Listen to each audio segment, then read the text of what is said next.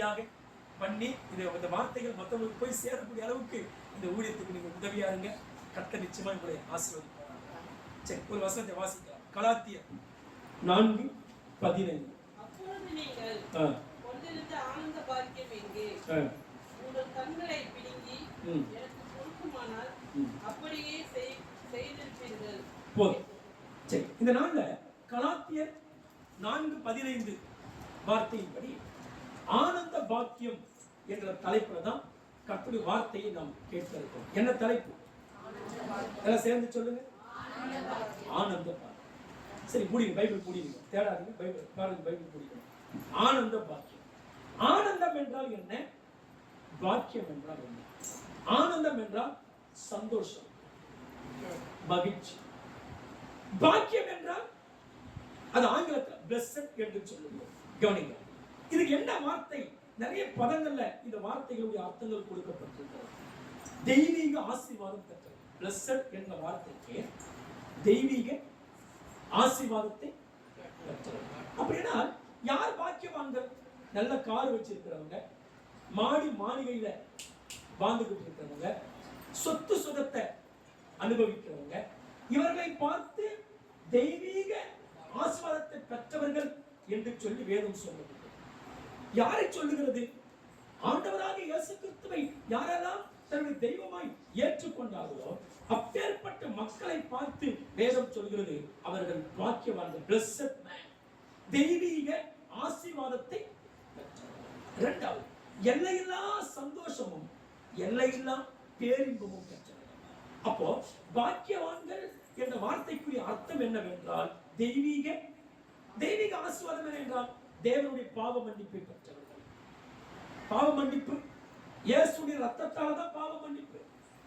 உள்ளும் புறமும் பாவம், சாபம் இதெல்லாம் எந்த ரத்தத்தினாலும் சுத்திகரிக்கப்படாது. கடவுள் ஒருவர் ரத்தத்தை நம் மீது ஊற்றி கழுவாவிட்டால் நம்முடைய பாவங்கள் மன்னிக்கப்படாது. எல்லா மார்க்கத்திலுமே பாவம் ஒன்று உண்டு, பாவத்திற்கு விமோசனம் கடவுள் தான் என்ற நம்பிக்கை எல்லா மார்க்கத்திலுமே உண்டு. ஆனால் அந்த பாவம் எப்படி யாரால் மன்னிக்கப்பட்டது என்பதைத்தான் ஜனங்கள் சரியாக புரிந்து கொள்ளாமல். அப்படியானால் கிறிஸ்துவுக்குள் தெய்வீக எப்படி ஆசீர்வாதத்தை பெற்றோம்? இயேசு கிறிஸ்து நமக்கு பாவ மன்னிப்பை என்ற ஆசீர்வாதத்தை கொடுத்தார். ரட்சிப்பு அதை நமக்கு கொடுத்திருக்கிறார். பரிசுத்த ஆவியை நமக்கு ஆண்டவர் கொடுத்திருக்கிறார். நமக்கு சோதரிக்கு திருச்சபையை கொடுத்திருக்கிறார். அழியாத வார்த்தையை நமக்கு ஆண்டவர் கொடுத்திருக்கிறார். நித்திய ஜீவனை ஆண்டவர் நமக்கு கொடுத்திருக்கிறார். இப்ப எல்லாவற்றையும் ஆண்டவர் நமக்கு கொடுத்ததினாலே இதை பெற்றுக்கொண்ட ஒவ்வொருவரும் தான் தெய்வீக ஆசீர்வாதத்தை பெற்றவர். இரண்டாவது, இந்த பாக்கியவான்கள் என்ற வார்த்தைக்கு வெவ்வேறு மொழிபெயர்ப்புகள்ல சில அர்த்தங்கள் சொல்லப்பட்டது. ஆழமான திருப்தி உள்ளவர்கள். என்ன அர்த்தம்? ஆழமான நிமிடங்கள். என்ன அர்த்தம்? ஆழமான திருப்தி உள்ளவர்கள். அடுத்தது, தேவனுடைய இதயத்தில் தனி இடம் பிடித்தவர்கள். யாருடைய இதயத்துல? யாருடைய இதயத்துல? ஒரு முதலமைச்சர் உள்ளத்துல உங்களால இடம் பிடிக்க முடியுமா? எத்தனை பேர் அஜித் அப்படின்னு சொல்லி ஓடுறாங்க. ஆனா எத்தனை பேர் பின்னாடி ஓடினாலும் உன் பேர் என்ன, உன் குடும்பம் எங்க இருக்குது, நீ யார் என்ன தெரியல. ஆனா நீங்க அது தெரியாம தான் மக்கள் பைத்தியக்கார மாதிரி என்ன பண்றான்? அப்பா அம்மா போட்டோ பர்ஸ்ல வைக்க மாட்டேன்றான். யாரு போட்டோ பர்ஸ்ல வைக்கிறான் சொல்லுங்க. இதயத்துல அப்பா அம்மா பேரு குத்தல. இவங்களை 10 மாதம் பெற்று சுமந்து வளர்த்து ஆளாக்குற அப்பா அம்மா பேரை பச்சை குத்தல. ஆனா யாரோ ஒரு நடிகன், இவன் யாரு, எந்த ஊர் ஒண்ணுமே தெரியாது. ஆனா அப்பேற்பட்ட ஒருத்தருடைய பேர் என்ன பண்றான்? நெஞ்சில பச்சை குத்தி வைக்கிறான், மார்புல பச்சை குத்தி வைக்கிறான், கையில பச்சை குத்துறான். அவன் போட்டோவை பர்ஸ்ல வச்சு பைக்கு என்ன லாபம்? இவனுக்கு 10 காசு லாபம் உண்டா? லாபம் உண்டா? ஒரு லாபம் கிடையாது. அப்போ ஆனால் ஆண்டோட இதயத்துக்குள்ளே அவர் ஏற்றுக்கொண்ட பிள்ளைகளாகி நீங்கள் நானும் அவர் இதயத்திலே நாம் இடம் பிடித்தவர்களாக இருக்கும். அப்போ அவருடைய இதயத்திலே இடம் பிடித்தபடினாலே நீங்களும் நானும் வேதம் சொல்கிறது பேறு பெற்றவர்கள், பாக்கியம் பெற்றவர்கள், ஆசீர்வதிக்கப்பட்டவர்கள். அடுத்தது, உண்மையான மனிதனாக மாறியவர்கள். பாக்கியவான்கள் என்ற வார்த்தைக்கு உண்மையான மனிதன் அப்படின்னா பொய்யான மனுஷன் அர்த்தம். உண்மை பாருங்க, இந்த உலகத்துல மனுஷன் இன்னைக்கு மிருகம் மாதிரி வாழ்ந்துட்டு இருக்கான். மிருகத்தை கண்டு இன்னைக்கு மனுஷன் பயப்படுறது இல்லை. ஆனா ஒரு மனுஷனை கண்டு என்ன பண்றோம்? பயப்படுறோம். பெற்றோர்கள் பிள்ளைகளை கண்டு பயப்படுறோம். கணவன் மனைவியை கண்டு பயப்படுகிறான். மனைவி கணவனை கண்டு பயப்படுகிறான். யார் எந்த நேரத்தில் கொள்ளடிப்பான், எந்த நேரத்தில் என்ன பண்ணுவான் தெரியாத அளவுக்கு ஒரு மனிதன் இன்னொரு மனிதனை கண்டு பயப்படக்கூடிய அளவுக்கு மனிதன் மிருகத்தனமாய் மாறிவிட்டான். மனிதன் சொல்லுங்க, அத ஒரு பாட்டு, மனிதன் மாறிவிட்டான், அவன் மதத்தில் ஏறிவிட்டான் என்று சொல்லி ஒரு கவிஞர் மாறினான். என்ன பண்ணலாம்? மனிதன் மாறிவிட்டான். எதை ஏறிட்டான்? மதம் என்ற மதத்திலே அவன் ஏறிவிட்டான். அப்போ அடுத்தது பாக்கியவான்கள் என்ற வார்த்தைக்கு உண்மையான மகிழ்ச்சி கண்டுபிடித்தவர்கள். உண்மையான இந்த உலகத்துல உண்மையான மகிழ்ச்சி இருக்கிறது, பொய்யான மகிழ்ச்சி இருக்கிறது. கவனிங்க, இந்த பொய்யான மகிழ்ச்சி நிறைய பேர் என்ன யோசிக்கிறாங்க?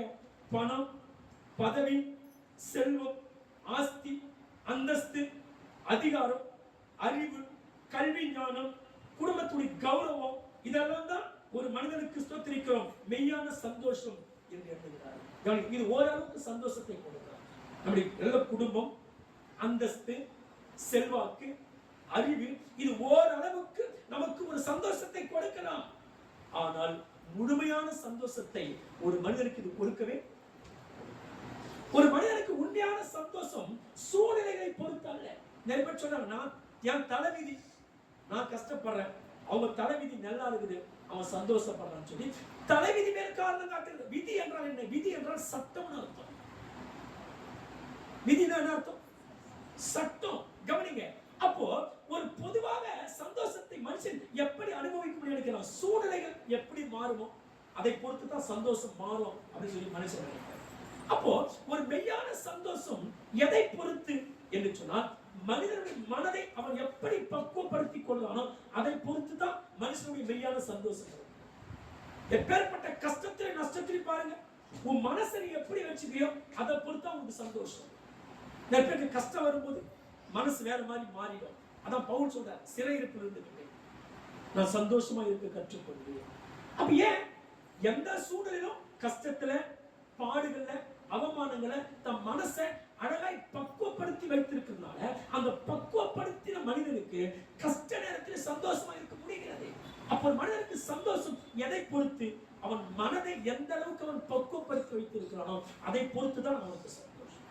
அப்ப இந்த உலகம் ஒரு பொய்யான சந்தோஷத்தை நமக்கு கொடுக்கிறது. கொஞ்ச நேரம் போய் பிடிக்கிறான், அந்த நேரம் சந்தோஷம், அந்த குடி அவனையும் அழிக்கிறது, அவன் குடும்பத்தையும் அழிக்கிறது. அப்போ பொய்யான ஒரு சந்தோஷம் என்னையும் அழிக்கும், என் மனைவி பிள்ளைகள் குடும்பத்தை அழிக்கும். ஆனா மெய்யான சந்தோஷம் என்னை உருவாக்கும், மற்றவங்களையும் அது உருவாக்கும். அப்போ இந்த உலகத்துல பொய்யான சந்தோஷம் இருக்கிறது, மெய்யான சந்தோஷம். அப்போ உண்மையான சந்தோஷத்தை இந்த உலகத்திலே யார் தருவது? உங்களையும் என்னையும் படைத்த எம்பெருமான். ஸ்தோத்திரிக்கிறோம்.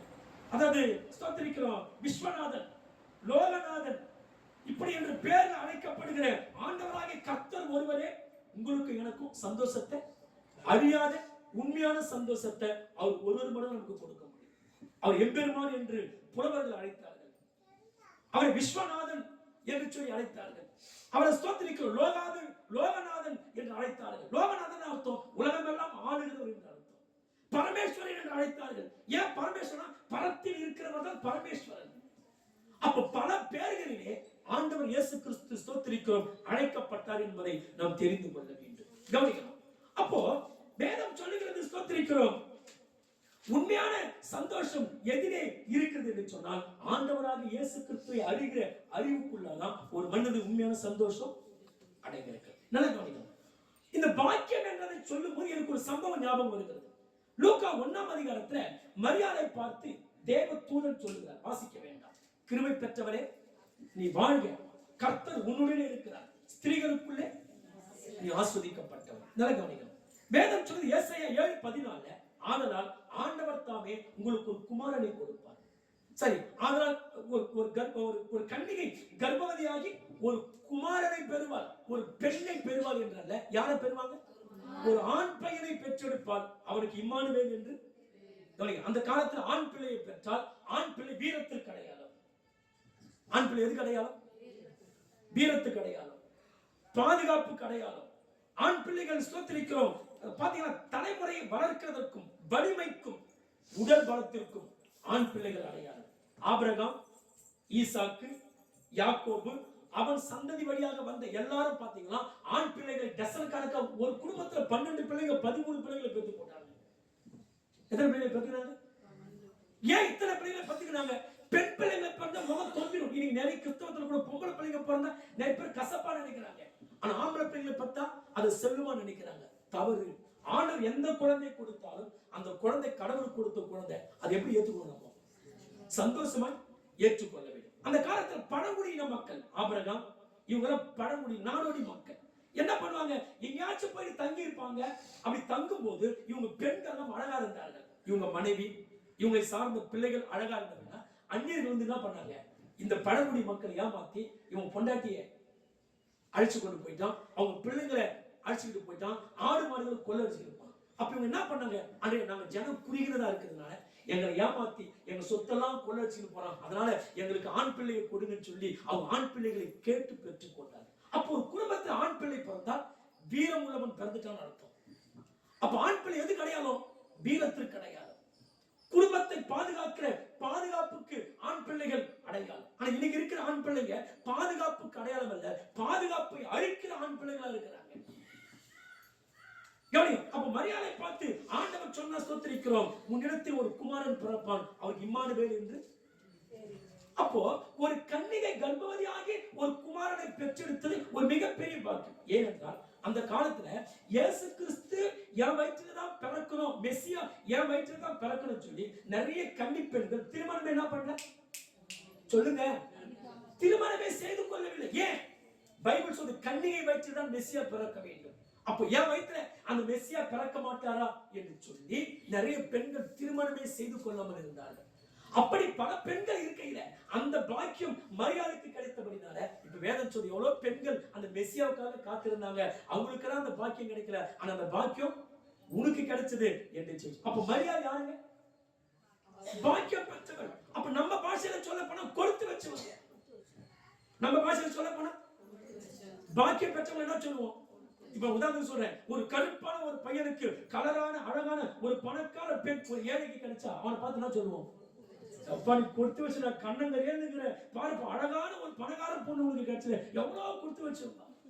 4வது படிச்சு ஒருத்தவனுக்கு ஒரு கவர்மெண்ட் வேலை கிடைச்சான்னா சொல்லுவோம் கொடுத்து வச்சிருந்தாங்க. பாருப்பா 4வது படிச்சுக்கிற ஏபிசி கூட தெரியாது, கவர்மெண்ட்ல போய் ஆபீஸ்ல உட்காந்துக்கிறானப்பா. அதே மாதிரிதான் பாக்கியம் பெற்றவர் என்றால் நம்ம சரளமான வார்த்தையில சொல்ல போனா கொடுத்து வைத்தவர். அப்போ மரியாதை பார்த்து நீ பாக்கியவதி என்று சொன்ன அதே வார்த்தை தான் இப்ப பவுல் கலாத்திய சபை மக்களை பார்த்து சொல்ற. என்ன சொல்றாரு? ஆனந்த பாக்கியம் பெற்றவர்களே என்று அழைக்கிறார். என்ன சொல்றாரு? இந்த கலாத்திய சபை மக்கள் யாருன்னா கவனிக்கணும். இந்த கலாத்திய சபை மக்கள் இந்த கலாத்தியா என்கிற நாடு எங்க இருந்ததுன்னா இன்னைக்கு இருக்கிற பிரான்ஸ் என்ற நாடு இருக்குல்ல, இந்த பிரான்ஸ் என்ற நாடு தான் அன்றைக்கு கலாத்தியா என்று அழைக்கப்பட்டது. இன்னைக்கு இருக்கிற ஈரான் அன்றைக்கு பெர்சியா என்று அழைக்கப்பட்டது. இன்னைக்கு இருக்கிற ஈராக் அன்றைக்கு பாபிலோன் என்று அழைக்கப்பட்டது. அதே போலதான் இன்றைக்கு இருக்கிற பிரான்ஸ் தேசம் தான் அன்றைக்கு இருக்கிற கலாத்தியா என்று அழைக்கப்பட்டது. இந்த கலாத்தியா நாட்டுக்குள்ள இக்கோனியா, லிஸ்திரா, தெர்பை, அந்தியோகியா ஆகிய பட்டணங்கள் எல்லாம் அடங்கிய ஒரு மிகப்பெரிய பட்டணம் தான் ஸ்தோத்திரிக்கிற அந்த காலத்துல கலாத்தியா என்று அழைக்கப்பட்டது. இந்த கலாத்தியாவில் இருந்த மக்கள் எல்லாம் தான் பஞ்சபூதங்களை வணங்கி வந்தார்கள், படைப்புகளை வணங்கினார்கள். ஏன்னா கடவுளை பார்க்கல, ஆனால் மனுஷன் என்ன பண்ணான்? படைப்புகளை வணங்கினான், மலைகளை பார்த்து வணங்கினான். சூரியன் வெளிச்சம் கொடுக்கிறதுனால கடவுள் வெளிச்சமா இருப்பாரா என்று சொல்லி சூரியனை பார்த்து ஸ்தோத்திரிக்கிறோம் பகவானே என்று சொல்லி சூரியனை மக்கள் பணிந்து கொண்டு. ஏன் கடவுள் என்ன பண்ணவன் பார்க்கல, ஆனா சூரியனை ஒருத்தர் படைச்சார் என்பது மக்களுக்கு தெரியாது. அப்ப பஞ்சபூதங்களை மக்கள் கலாத்திய திருச்சபை மக்கள் வணங்கி வந்தார்கள். அப்படி வணங்கிய அந்த மக்களுக்கு பவுல் என்கிற ஊழியக்காரன் பல பலவீனத்துக்கு மத்தியில போயிட்டு அந்த மக்களுக்கு இயேசுவை குறித்த நற்செய்தியை அறிவிக்கிறார். நல்ல உற்சாகமா கரண்ட்ல உற்சாகமா இருங்க, கவனிங்க. நோய்வாய்ப்பட்டிருந்தால் பலவீனப்பட்டது. எப்படி நோய்வாய்ப்பட்டார்? ஒரு முறை பவுல நிக்க வச்சு எல்லாரும் ஊழியத்து நிமித்தமாய் கல் எடுத்து அடித்தார்கள். ஒருவேளை அந்த நோய் நிமித்தமாய் அந்த கல்லடிக்கப்பட்டது நிமித்தமாய் பவுல் பலவீனப்பட்டவரும் தெரியாது. இல்ல தமஸ்கு வீதியில போகும்போது சூரிய ஒளினாலே கண்கள் ஸ்தோத்திரிக்கும் குருடாக்கப்பட்டது, அதனாலே அவர் பலவீனப்பட்டாரா நமக்கு தெரியாது. ஆனா வேதம் சொல்லுது பவுல் நோய்வாய்ப்பட்டு பலவீனத்தில் இருந்தார். நம்மளும் நோய்வாய்ப்பட்ட பலவீனப்பட்ட என்ன பண்ணுவோம்? இப்ப நாத்தியாம உங்களுக்கு நோய்வாய்ப்பட்டுச்சு, பலவீனப்பட்டுடுச்சு, நீங்க என்ன பண்ணுவீங்க? போல ஒரு வாரம் சர்ச்சுக்கு போலன்னா குறைஞ்சிட போறோம். பலவீனத்துல சர்ச்சுக்கு வராம படுத்து தூங்குவோம். ஆனா பவுல் அப்படி செய்யல.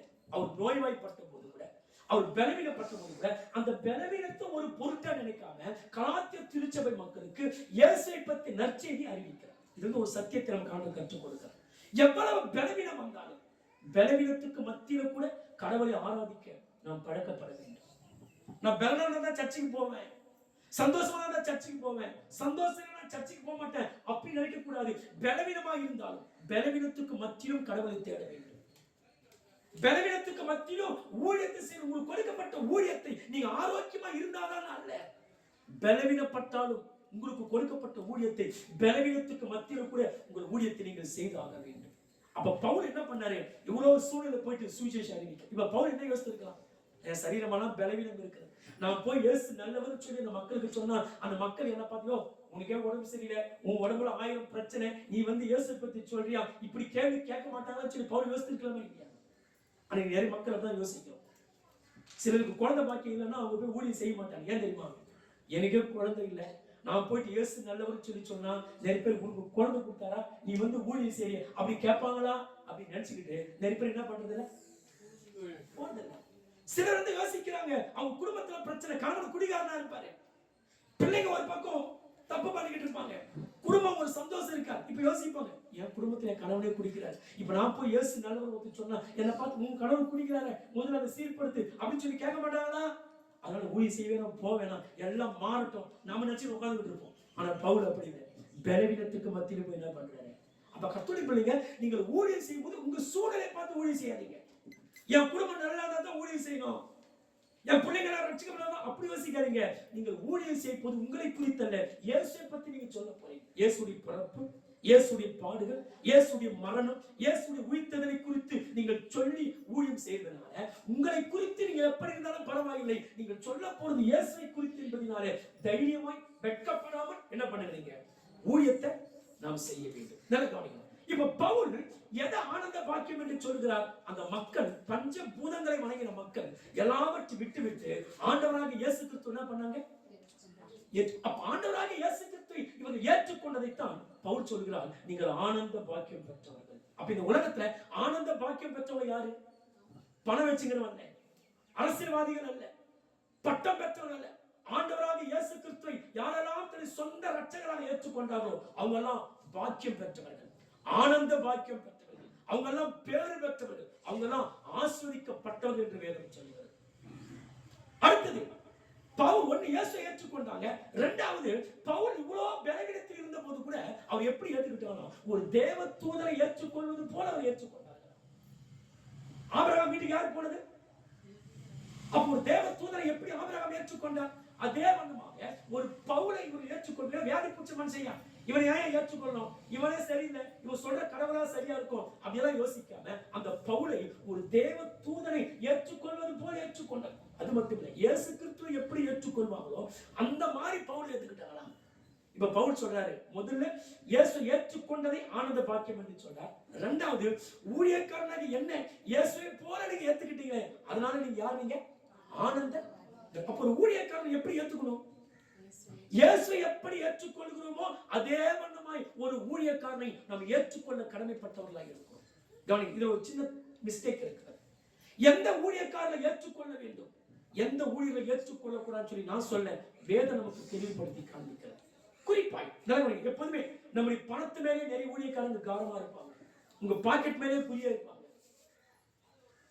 உங்ககிட்ட இருக்கிற பணத்தை பறிப்பதற்காகவே நிறைய பேர் சுத்தி வருவாங்க. அப்ப பணத்துக்காக காணிக்கைக்காக நம்மள நோட்டம் விடுகிற ஊழியக்காரங்களை நம்ம என்ன பண்ணக்கூடாது? சொல்லுங்க, ஏற்றுக்கொள்ள. இரண்டாவது கவனிங்க, சத்தியத்துக்கு மாறாக பொய்ய சொல்லுவாங்க, சத்தியத்தை பேசவே மாட்டாங்க, பொய் உபதேசத்தை சொல்லி நம்மளை வஞ்சிக்கிற அப்பேற்பட்ட ஊழியர்களை நாம் ஏற்றுக்கொள்ள கூடாது என்று சொல்லி வேதம் நமக்கு சொல்லி. அதனால்தான் கலாச்சார சபை மக்கள் வஞ்சிக்கப்பட்டிருக்காங்க.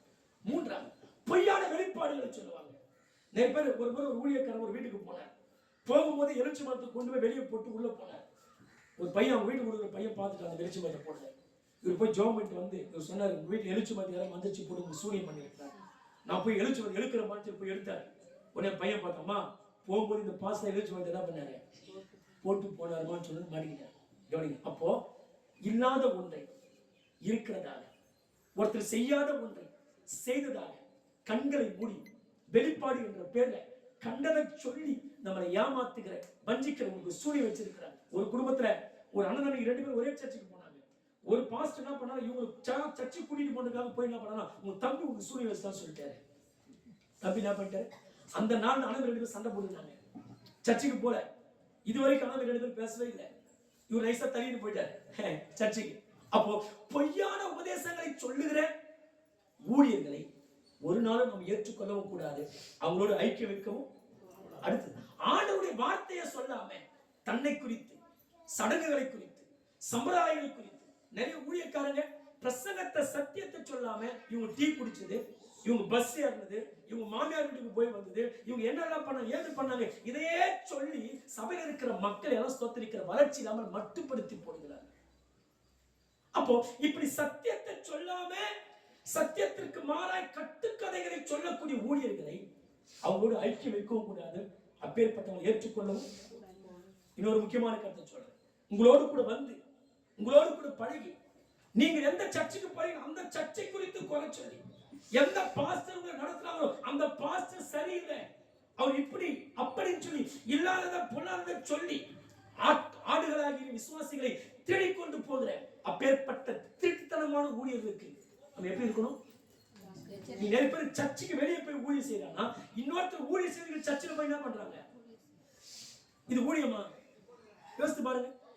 ரட்சிக்கப்படாத மக்கள் எவ்வளவு பேர் இருக்காங்க, அவங்களெல்லாம் போய் ரட்சிப்பை ஆதாயப்படுத்தாம சபைக்கு போயிட்டு வளர்க்கப்பட்ட விசுவாசிகளை போயிட்டு ஒரு சபையிலிருந்து இன்னொரு சபைக்கு கொண்டு போகிற திருட்டுத்தனமான ஊழியத்தை செய்கிறாங்க.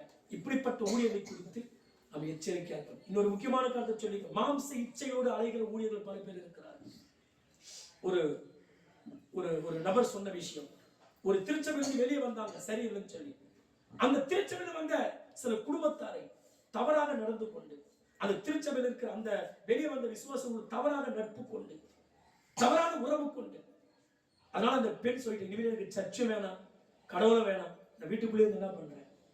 அப்போ நம்ம மாம்ச இச்சைக்காக நம்ம மேல குறியாய் இருக்கிற பல ஊழியர்கள் இன்றைக்கும் பொய்யாய் சமுதாயத்தில் எழுதியிருக்கிறார்கள். அவங்க நம்ம டபுள் மீனிங்கா பேசுவாங்க. அவங்க பார்வையெல்லாம் நம்முடைய சரீர அவயங்கள் மேல கண்ணு கருத்துமா இருக்கும்.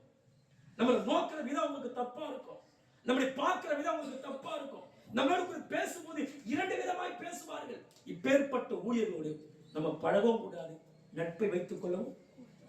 இப்படிப்பட்ட ஊழியக்காரங்க நீங்க சமுதாயத்தில் நிறைந்த கிடக்கிறாங்க. ஒரு எப்படி ஒரு நேரத்தில் ஒரு கோதுமையும் வளையும், கூட சேர்ந்து எதுவும் வளையும், கலைகளும் விளையும். அப்போ ரெண்டையும் எது கோதுமை எது கலை என்று அறிகிற அறிவு. அதே போல கிறிஸ்தவ சமுதாயத்தில் போலியான ஊழியர்கள் பல பேர் எழுப்பி இருக்கிறார்கள். ஒரு ஊழியத்தை அழித்து இன்னொரு ஊழியத்தை கெடுக்கிறவங்க, ஒரு ஊழியத்திலிருந்து பிரித்து இன்னொரு ஊழியத்தை கட்டக்கூடியவங்க. இப்பேற்பட்ட பொய்யான ஊழியர்களை அறிகிற அறிவும் பார்வையும் நிச்சயமாய் நமக்கு வேண்டும். கவனிக்கணும். அப்போ இந்த ஜனங்கள் ஸ்தோத்திரிக்கு என்ன பண்ணாங்க? பவுல் சொன்ன இயேசுவை ஏற்றுக்கொண்டார்கள். 2வது பவுலை ஏற்றுக்கொண்டார்கள். 3வது பவுலுக்காக கண்களை கூட பிடுங்கி கொடுத்திருப்பார்களாம். கருத்தை கூட என்ன பண்ணிருப்பாங்களா? அவர் சொல்றார், கண்களை பிடுங்கி கொடு என்றால் கூட கொடுத்திருப்பார்கள், கருத்தை கொடு என்றால் கூட எனக்காக கொடுத்திருப்பார்கள். ஒரு விசுவாசம் எப்படி இருந்திருக்கிறாங்க பாருங்க. கண்ணை கூட பிடுங்கி கொடுக்கிற அளவுக்கு தியாகம் செய்யக்கூடியவங்க. நான் சொல்றேன், இங்க இருக்கிற விசுவாசம் கண்களை ஊழியக்காரனுக்கு கொடுக்க தேவையில்லை. ஆனா நம்மளை குறித்து கண்ணீர் விட்டு அழக்கூடாது. ஊழியக்காரன் சரியில்லை, இதை பண்ணிட்டாங்க, விசுவாசிகள் அதை பண்ணிட்டாங்கன்னு சொல்லி ஒரு ஊழியக்காரங்க கண்ணீர் விட்டு அழுகிற அளவுக்கு பண்ணாமல் இருந்தாலே போதும். கண்களை பிடிங்களும் கொடுக்க தேவையில்லை, கழுத்தை கொடுக்க தேவையில்லை. ஆனா ஊழியக்காரங்க நம்மளை குறித்து என்னடா விசுவாசின்னு சொல்லி 4 பேர் சொல்லி அதை கேட்டு ஒரு ஊழியக்காரன் தலை குறிந்து நிற்கக்கூடிய அளவுக்கு நடத்தாமல் இருந்தால் போதும். நீங்க திருச்சபையில் எத்தனை விசுவாச பிள்ளைங்க ஊழியக்காரங்க தலை குறிந்து நிற்கக்கூடிய அளவுக்கு காரியங்களை செய்திருக்கிறார். ஊழியம் உண்டான நாள் முதற்கொண்டு இதுவரைக்கும் எத்தனையோ வாலிப பிள்ளைகள் அவங்க செய்த தவறுகளினாலே, எத்தனையோ வாலிப சகோதரர்கள் செய்த தவறுகளினாலே, சபைகளில் நடந்த அநீதிகளினாலே எல்லாம் சொன்னாங்க, என்ன சர்ச்சை நடத்துறான் அந்த மனுஷன், என்ன பிரசங்கம் பண்றான், என்ன போதிக்கிறான் அப்படின்னு சொல்லி அது நிமித்த ஊழியக்காரங்க தலை குனிந்து நிற்கக்கூடிய அளவுக்கு விசுவாசிகள் அவமானத்தை உண்டாக்கி. அதான் சொல்றேன், கலாத்திய திருச்சபை மக்களை போல கண்களை பிடிக்க நீங்கள் கொடுக்க தேவையில்லை, கழுத்தை நீங்கள் கொடுக்க தேவையில்லை. ஆனால் கண்ணீர் விட்டு அழுக பண்ணிவிடாதிருங்க. தலை குனிந்து என் விசுவாசி பண்ணிடுச்சே, இப்படி சாட்சி தான் நிறைய விசுவாசிகளை பார்த்து சொல்றாங்க, உன் விசுவாசினாப்பா இங்க இப்படி இருக்குது, இது மாதிரி ட்ரெஸ் பண்ணுது, இது மாதிரி அலங்காரம் பண்ணுது, இது மாதிரி பேசுது, நடக்குது அப்படி சொல்லும் போது அதை வளர்க்கிற தகப்பனுக்கு தலைகுனிவுதான் ஏற்படுது. நான் சொல்றேன், நம்ம பெற்ற தாய் தகப்பனும் நம்மளை பெற்றனால தலை நிமிர்ந்து நிற்க வேண்டும். இயேசுவை பார்த்து சொன்னாங்க, உன்னை சுமந்த கர்ப்பம். அப்போ நம்ம அப்பா அம்மாவுக்கு யாராவது பெருமை வரணும் சொல்லுங்க. இப்ப சஞ்சய் நிமித்து யாருக்கு பெருமை வரணும்? அப்பாவை பார்த்து சொல்லணும், வெண்ணிலா சிஸ்டர் என்ன மாதிரி பிள்ளையை பெற்றிருக்கீங்க, உன்னை பெற்ற சுமந்த கர்ப்பம் பாக்கியம் உள்ளதுப்பா என்று சொல்லுகிற ஒரு எக்ஸாம்பிள் சொல்றேன். அதே போல இங்க இருக்கிற எல்லாரையும் பார்த்து சொல்லணும், உன்னை பெற்ற தகப்பன் பாக்கியசாலி, உங்களை வளர்க்கிற ஊழியக்காரன் சரியாய் நடத்துகிறான் என்று சொல்லுகிற அளவுக்கு நாம் தலை நிமிர்ந்து நிற்க செய்கிறவனா இருக்கணும். தவிர தலை குனிய வைக்கக்கூடியவள விசுவாசங்கள் இருக்கவே சொல்லுங்க. அதே போல உங்க குடும்பத்துக்கு சொல்லுங்க, உங்க அப்பா அம்மா தலை நிமிர்ந்து இருக்கக்கூடிய பிள்ளை, தாய் தகப்பன் தலையை குனிய வைக்காதீங்க. நம்ம ஏதாச்சும் ஒரு தப்பு பண்ணும்போது யார் தலை குனியுது சொல்லுங்க. ஒரு தாய் தகப்பன் தலை குனிந்து நிமிர முடியாம வெட்கத்தோடு சமுதாயத்துல வாழ வேண்டிய சூழ்நிலைக்கு தள்ளப்பட்ட நாம் செய்த ஒரே ஒரு நாள் தப்பு, அந்த ஒரு நாள் தப்பு பல நாள் சமுதாயத்துல அவங்க தலை காட்ட முடியாம கஷ்டப்படுவாங்க. அநேகருடைய ஏராளமான வார்த்தைகளுக்கு அவங்க ஸ்தோத்திரிக்க கஷ்டப்படுவார்கள். இப்ப பவுல் சொல்றாரு, எதையெல்லாம் பாக்கியம் சொல்றாரு? இயேசு ஏற்றுக்கொண்டது ஆனந்த பாக்கியம். தேவ தூதனை போலவும் இயேசுவை போலவும் ஏற்றுக்கொண்டதை ஆனந்த பாக்கியம் சொல்றாரு. கண்களை பிடுங்கி கொடிநாக்கும் கொடுத்திருப்பாங்க, அது ஆனந்த பாக்கியம் சொல்றாரு. பவுலுக்கும் ஊழியக்காரர்களுக்கும் நல்ல நட்புணர்வு இருந்தது, அதை பார்த்து தான் சொல்றாரு. ஆனா அப்பேற்பட்ட ஆனந்த பாக்கியத்தை பெற்றவர்கள் இந்த ஆனந்த பாக்கியத்தை இழந்து விட்டார். எப்படி இழந்தாங்க? ஏன் இழந்தாங்கன்னு சொன்னா, அந்த ஜனங்களுக்கு ஒரு பொய்யான உபதேசங்களை போதிக்கிறார்கள். பொய்யான உபதேசங்களை போதித்த பின்பு இது பொய்யா சரியா என்கிற அறிகிற அளவுக்கு வேத அறிவு நீ நிறைய கிறிஸ்தவ பண்ண தான் பைபிள் படிக்கிறது இல்லை, அடுத்தவங்க சொல்றது என்னவோ அதை பார்த்துட்டு போறதா கிறிஸ்தவமா இருக்கு. எத்தனை பேர் பைபிள் படிச்சிருக்கோம், பைபிள் படிக்கிற பழக்கம் கிடையாது. இன்னைக்கு பாஸ்டர் தான் சொல்றாரு, அது உண்மையா பொய்யா தெரியல, யாராச்சும் சொல்றாங்களா அப்படியே போறத தவிர பைபிளை படிச்சு ஒரு சத்தியத்தை தெரிந்து கொள்ளக்கூடிய அளவுக்கு இன்னைக்கு சபை மக்களுக்கு வேத அறிவு கிடையாது. வேத அறிவு இல்லை என்றால் கலாத்திய மக்களை போல வஞ்சிக்கப்பட்டு போயிடும். இப்ப ஏன் இந்த மக்கள் வஞ்சிக்கப்பட்டு போனாங்க? இவங்க செய்த தப்பை பவுல் சத்தியத்தை கொண்டு அவங்களுக்கு கடிந்து கொண்டார். நீ தப்பு பண்றீங்க, நீ தப்பான வார்த்தைக்கு செவி கொடுக்குறீங்கன்னு சொல்லி பவுல் சத்தியத்தை சொல்லி அவங்களுக்கு கடிந்து கொண்டார். நான் தான் கலாத்தியர் 4:16 பவுல் சொல்ற, நான் உங்களுக்கு சத்தியத்தை சொன்னதினால் சத்துருவானே என்னோ, சத்தியத்தை சொன்னதினால் காலம் தொட்டு இன்றைக்கல்ல யுகமா எனக்கு ஊழியர்கள் என்று ஒன்று ஆரம்பித்தார்களோ அன்று நாள் முதல் கொண்டே சத்தியத்தை சொல்லுகிற ஊழியர்கள் மக்களால் பகைக்கப்பட்டார்கள். எலியா பாருங்க, ஏதாச்சும் தப்பு பண்ணாரா? நன்மை செய்தார், ஜனங்களுக்காக அற்புதம் செய்தார். ஆனா அப்பேற்பட்ட அந்த ஊழியக்காரர் தான் கொல்ல வகை தேடினார்கள். வேதத்தில் மிகாயா என்கிற தீர்க்கதரிசி 1:22 உள்ளதா சொல்ற, நீ போன யுத்தத்தை செத்து போயிருங்க, போவாதே என்றார். என்ன பார்த்தா அப்படி சொல்ற? அடிச்சு கொண்டு போய் ஜெயில போட்டு பசி பட்டிமா போட்டு மிகாயாவை கஷ்டப்படுத்தினார்கள்.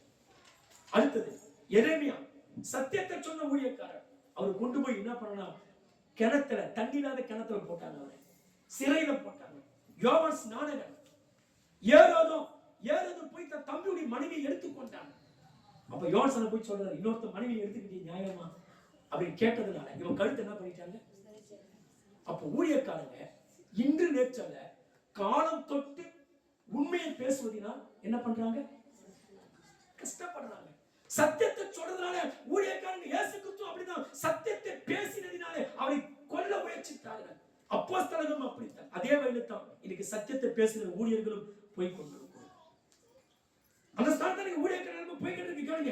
ஊழியம் ஆரம்பித்து 25 ஆண்டுகள் ஆகிறது. இந்த 25 ஆண்டுகளை எத்தனை வீண் பழிகளை ஊழியத்தை சுமந்திருக்கும். நம்பினவர்கள் துரோகத்தை அனுபவித்திருக்கும்.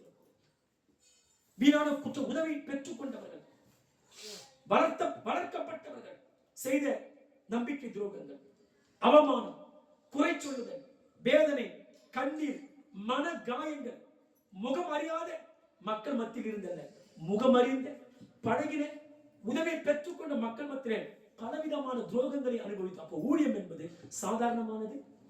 நான் சொல்றேன், இங்க ஒரு நாள் நீங்க ஊழியம் செஞ்சு பாருங்க. ஒரே ஒரு நாள் நீங்க நின்று என் ஸ்தானத்தில் நின்று ஒரு ஊழியத்தை நீங்க ஒரு நாள் செஞ்சு போய் பார்ப்பாங்க. எல்லாராலும் ஊழியத்தில் நிற்க முடியாது. அந்த அழைப்பு இல்லைன்னா யாராலுமே ஊழியத்தில் நிற்க சொல்லுங்க. ஊழியம் என்பது பஞ்சு மத்தை அல்ல, அது முள்மேலே நடக்கிறது கரடு முரடான. அப்போ பவுல் சத்திரிக்கு பேர்பட்ட சத்தியத்தை சொன்னதினால் ஜனங்கள் பவுலை விட்டு விலகி தூரம் போய். பவுல் என்ன தப்பு பண்ணார்? சத்தியத்தை சொன்னார், இது தப்புப்பான்னு சொன்னாரு. இதை தப்பு என்று சொன்னதினாலே ஜனங்கள் அதை தாங்கிக் கொள்ள முடியாத பவுலை விட்டு தூரம் போனார்கள். தூரம் போனதோடு நின்று போனதா? பவுலை எதிர்த்து நிற்க ஆரம்பித்தார். வளர்த்தவர்களே அதை சொல்லுவாங்க, வளர்த்த மாடு என்று சொல்லுவாங்க. வளர்த்த மாடு, வளர்த்த கடா, மாற பாயம்ன்ற மாதிரி எந்த விசுவாசிகளை பவுல் வளர்த்தாரோ அதே விசுவாசிகள் என்ன பண்ணலாம், பவுலுக்கு எதிர்த்து நின்றார். நான் சொல்றேன், இப்ப பவுல் விட்டு தூரம் போயிட்டாங்க. நஷ்டம் பவுலுக்கா, தூரம் போன மக்களுக்கா? சொல்லுங்க. ஒரு மேய்ப்பனை விட்டு ஒரு ஆடு போயிட்டா நஷ்டம் ஆட்டுக்கா மேய்ப்பனுக்கா? அப்ப நான் சொல்றேன், ஒரு பவுலை விட்டு சத்தியத்தை போதிக்கிற ஒரு உண்மையான தேவ மனிதனை விட்டு ஒரு விசுவாசி போறதுனால நஷ்டம் யாருக்கே கிடையாது, ஊழியக்காரனுக்கே கிடையாது. எந்த விசுவாசி ஒரு சத்தியத்தை சொல்லுகிற ஊழியக்காரனை விட்டு போகிறாரோ நஷ்டம் அவர்களுக்கு தானே தவிர வேறு ஊழியக்காரனுக்கு அது நஷ்டம். நிறைய பேர் நினைக்கிறேன், நான் சர்ச்சைக்கு வரலாம், பாசிபிள் சர்ச்சை நடத்த பார்க்கலாம், நீங்க இன்னொருத்தர் கொடுக்க போறாரு, சரி 10 பேர்லாம் 9 பேர் வச்சு நடத்திட்டு போறோம், சரி 8 பேர் 5 பேரா, எப்படியோ 5 பேரை கொண்டு போய் தரமா பரவ சேர்த்தா போதும். ஒரு 1000 பேரை வச்சுக்கிட்டு கபியலே அடிச்சுக்கிட்டு போவாம ஒரு 10 பேர் அழகா தெளிவா தரமா கொண்டு போய் அவங்க பரலோகத்தை நிறுத்தினாலே சொல்லுங்க. நெருங்கி நான் காணிக்க தரேன்னா பாஸ்டால ஊழியமே செய்ய முடியாது, நான் தசமா கொடுக்கறேன்னா பாஸ்டால சாப்பிட முடியாது. நான் சொல்றேன், 1 மாசம் நீங்க காணிக்க கொடுக்காதீங்க, தசமா வச்சு எதுவுமே கொடுக்காதீங்க. கடவுள் நடத்துறாரு யோசிச்சு நடத்துவாரா? சொல்லுங்க. விசுவாசிகளை நடத்தும் போது விசுவாசிகளுக்கு ஊழியம் செய்யற ஊழியக்காரங்க கட்ட நடத்தாம போயிடுவாரா? நடத்தாம போயிடுவாரா? எலியா ஜெபம் பண்ணி சாரிபாத் விதவையுடைய பஞ்சம் நீங்கினது. சுலேமியான் ஜெபித்த போது சுலேமியானுடைய குறைகள் நீங்கினது. மோசே ஜெபித்த போது காடைகள் வந்து விழுந்தது, இஸ்ரவேல் மக்கள் புசித்தார்கள். அப்ப மத்தவங்க பசியார ஜெபிக்கிற ஊழியக்காரனுடைய ஜெபத்தை கேட்டு அவங்க குறைகளை கர்த்தர் நீக்குவார்கள். விசுவாசிக்கு காணிக்க கொடுக்கணும்னா ஊழியக்காரன் படைக்க முடியாதா? நீங்க நிறைய திருச்சபைகளை ஊழியக்காரங்க ஒரு வாகனம் வாங்கினால் விசுவாசிகள் பொறாமைப்படுகிறார். ஒரு ஊழியக்காரன் நல்லா ட்ரெஸ் பண்ணி பார்த்தா, ஒரு ஊழியக்காரன் பிள்ளைங்க கான்வென்ட்ல படிக்க வச்சுனா விசுவாசி அவங்க மேல பொறாமைப்படுகிறார். நான் என்ன சர்ச்சை நடக்க, நான் என்ன ஊழியம் நடக்காது இல்ல, யார் இல்லாமல் போனாலும் கண்டிப்பா ஊழியம் நடக்கும். யார் இல்லாம போனாலும் ஆனா நஷ்டம் யாருக்கு தான்? சொல்லுங்க. யாருக்கு தான் நஷ்டம்? ஊழியக்காரருக்கு நஷ்டமா? சொல்லுங்க. ஊழியருக்கு நஷ்டம், யாருக்கு நஷ்டம்? இயேசு உட்கார்ந்து சேர் பண்ணி உட்கார்ந்து நான் தூதருக்கு வாப்பா ஆறான்னு சொல்லி இந்த விசுவாசி போயிட்டு இயேசு அழ போறாரா? நஷ்டம் யாருக்கு? சர்ச்சை விட்டு போற உங்களுக்கு தான் நஷ்டம். இயேசு விட்டுட்டு போற உங்களுக்கு தான் நஷ்டமே தவிர ஊழியக்காரனுக்கோ சபைக்கோ ஸ்தோத்திரிக்கிற இயேசுவுக்கோ ஒரு நஷ்டமும் கிடையாது. அப்ப பவுல் என்ன சொல்றாரு? அந்த காலத்துல ஆனந்த பாக்கியத்தை இழந்துட்டு இப்ப தூரம் போயிட்டு என்னையே எடுத்து நிக்கிறீங்களப்பா, அந்த ஆனந்த பாக்கியம் இல்ல. அப்ப எது ஆனந்த பாக்கியம்? இயேசுவை ஏற்றுக்கொள்வது. சொல்லுங்க. அடுத்தது பவுலையும் ஒரு தேவ ஊழியக்காரனை பவுலை அதை தேவ தூதரை போலவும் இயேசுவை போலவும் ஏற்றுக்கொண்டது ஆனந்த பாக்கியம். கண்களை பிடித்து கொரோனா கொடுக்கிற அளவுக்கு அவ்வளவு நட்புறவோடு இருந்தாங்க. அது விசுவாச பிள்ளைகளுக்கு அதை நடத்தும் ஊழியர்கள் நல்ல நட்பு இருக்கணும், நல்ல நெருக்கம் இருக்கணும், நல்ல பழக்கம் இருக்கணும். யாரோ ஒரு 3வது மனிதரை போல இருக்கக்கூடாது. நீங்க வளர்ச்சி அடைய வேண்டுமானால் ஒரு ஊழியக்காரன் ஒரு நெருக்கமாய் தகப்பன் பிள்ளை என்ற உறவோடு பழகும் போதுதான் நீங்கள் வளர்ச்சி அடைய முடியும். பவுல் சொல்றார், அன்னைக்கு இருந்த ஆனந்த பாக்கியம் எங்க? எனக்கு இயேசுவை ஒருவன் இழக்கிறானோ அன்னைக்கு எதை இழக்கிறான்? ஆனந்த பாக்கியத்தை. எனக்கு சத்தியம் சொல்லுகிற ஒரு ஊழியக்காரனை விட்டு ஒரு விசுவாசி தூரம் போகிறானோ அன்னைக்கு எதை இழக்கிறான்? சொல்லுங்க. என்றைக்கு ஸ்தோத்திரிக்கிறோம் சத்தியத்தை சொல்லுகிற ஒரு ஊழியக்காரனை பகைத்து நிற்கிறானோ அன்றைக்கே அவன் எதை இழக்கிறான்? அப்ப பவுல் கலாத்திய சபை மக்களை பார்த்து சொல்கிறார், நீங்கள் முன்பு இருந்த அந்த ஆனந்த பாக்கியத்தை இப்போ இழந்து விட்டீர்களே, அந்த ஆனந்த பாக்கியம் எங்கே? கலாத்திய திருச்சபை மக்கள் ஆனந்த பாக்கியத்தை இழந்து நீங்களும் அந்த ஆனந்த பாக்கியத்தை இயேசுவை ஏற்றுக்கொண்டு அந்த பரலோக வாழ்க்கைக்கு குடிமகன்களாய் பிரவேசிக்கிற அந்த ஆனந்த பாக்கியத்தை நீங்களும் நானும் ஒரு நிமிடம் கூட என்ன பண்ணக்கூடாது. இயேசுவை இழந்தால் எதை இழக்கிறோம்? எல்லாம் சொல்லுங்க பாருங்க. இயேசுவை இழக்கிறவன், ஒரு சபையில சத்தியத்தை சொல்லுகிற ஒரு தேவ மனிதனை இழக்கிறவன் எதை இழக்கிறான்? பொய்யான 100 ஊழியக்காரர்கள் இழந்துடலாம், கட்டுக்கதைகளை சொல்லுகிற 1000 ஊழியர்களை இழந்து விடலாம். ஆனா சத்தியத்தை சத்தியமாய் சொல்லி உங்களுக்காக உத்தரவாதம் பண்ற ஒரு தேவ ஊழியனை நீங்கள் இழந்து விட்டால் ஆனந்த பாக்கியத்தை நீங்கள் இழந்து விட்டீர்கள் என்று சொல்றார். அதனால ஒரு நாளும் அந்த ஆனந்த பாக்கியத்தை இழக்காம முடிவு பண்ணி உறுதியா இருந்து என்ன பண்ணணும்? அதை செய்தியுடைய தலைப்பு என்ன சொல்லுங்க? பாக்கியம் என்ற வார்த்தைக்கு என்ன அர்த்தம் சொன்னேன்? blessed man, தெய்வீக ஆசீர்வாதம் பெற்றவர்கள், அப்புறம் பேரின்பம் பெற்றவர்கள், அப்புறம் ஆழமான திருப்தி உள்ளவர்கள், தேவ இதயத்தில் இடம் பிடிச்சவர்கள், உண்மையான மனிதனாக மாறியவர்கள், உண்மையான மகிழ்ச்சி. இவங்களுக்கு பேர் என்ன பேரு? அப்ப இயேசு ஏற்றுக்கொண்டவங்க யாருங்க? சாதாரண பாக்கியம் அல்ல, ஆனந்த பாக்கியம் பெற்றவர்கள். எப்படிப்பட்ட பாக்கியம் பெற்றவங்க? ஆனந்த பாக்கியம் பெற்றவர்கள். பவுல் எந்தெந்த காரியத்தை ஆனந்த பாக்கியம் என்று சொல்கிறார்? இயேசுவை ஏற்றுக்கொண்டதை. இரண்டாவது, ஊழியக்காரன் எப்படி ஏற்றுக்கிட்டாங்க? தேவ தூதரை போல, இயேசுவை போல ஏற்றுக்கொண்டதை சொல்கிறார். மூன்றாவது, கண்களை பிடுங்கி கழுத்தை கூட கொடுக்கிற அளவுக்கு தியாகமாக இருந்தார்கள். அந்த தியாகத்தை பார்த்து சொல்கிறார் ஆனந்த பாக்கியம். ஆனா ஆனந்த பாக்கியத்தை என்ன பண்ணாங்க? நமக்கு சொல்றாரு, நீங்களும் அது மாதிரி ஆனந்த பாக்கியத்தை எழுந்து போயிருந்தீங்க. எல்லா கண்களை மூடலாம், எல்லா கண்களை மூட. கலாத்திய திருச்சபை